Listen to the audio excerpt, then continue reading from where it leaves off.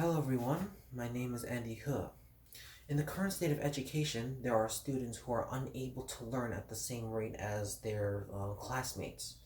This is mostly due to them not paying attention due to a lack of interest, or that they have a mental condition that prevents them from doing so.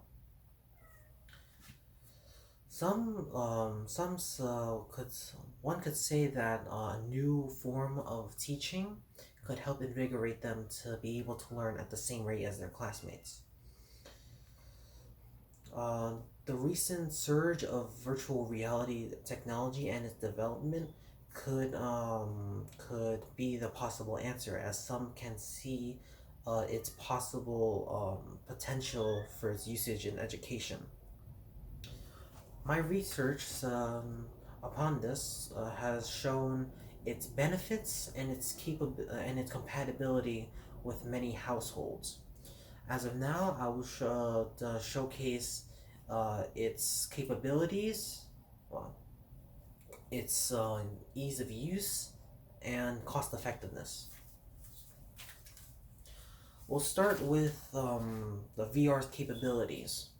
What VR is capable of doing is allow the user or students to be more immersed with their subjects, as they are capable of showing a tangible item relating to the subject.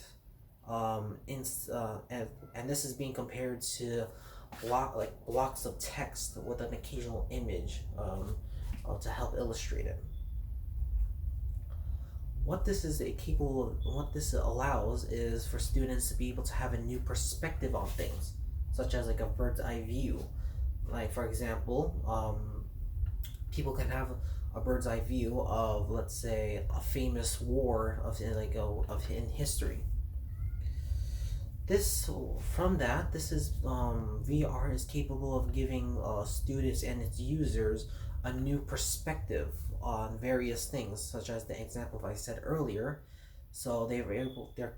This can also be applied to education topics and or culture. So I talked a bit about its what it can do. Now we'll talk about its ease of usage and its setup. For such a complicated piece of technology on paper, where you would have to put on the headset and view through lens to see everything, it's actually quite easy. It's relatively easy. From an article from Adobe, a program called Google Expeditions, something that relates to virtual reality, is capable of reaching 1 million students and more from 11 different countries. From that, what it demonstrates is that um, the the usage of VR isn't very difficult for most students. Most of them can use them for the purpose of education. There also exists Google Cardboard, where it's a simple headset made out of cardboard, but it's supposed to be compatible with the phone, a compatible phone, if you've already purchased one. So on the subject of Google Cardboard, I'll now discuss about its cost effectiveness. VR can be relatively cheap. The most popular ones, though, such as the Oculus Rift and Oculus Quest, could average about 300 or more or less dollars. But back onto the topic of Google Cardboard, that cardboard headset is about $30, but the phone is a lot more. But you would be purchasing that for something else.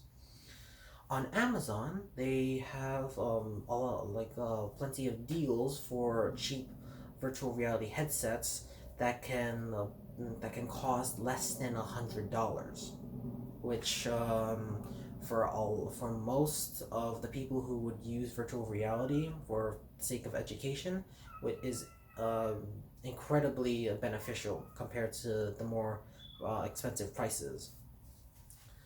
So to sum this part up, VR can be affordable. It doesn't have to make a dent in your wallet unless unless you want to use virtual reality for something else. So now I've talked about its benefits, its user friendliness, and its cost effectiveness to most households whom students would participate in school.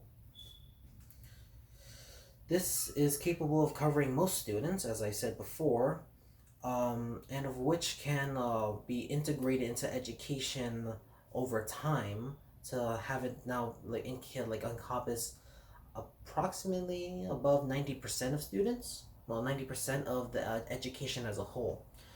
What this can lead to is an evolution or change in the current form of education, so that um, for the better, this can have an impact on both students and teachers, where everyone, including those who are capable of learning and those by normal means, and those who cannot, are capable of learning at a much similar pace than before.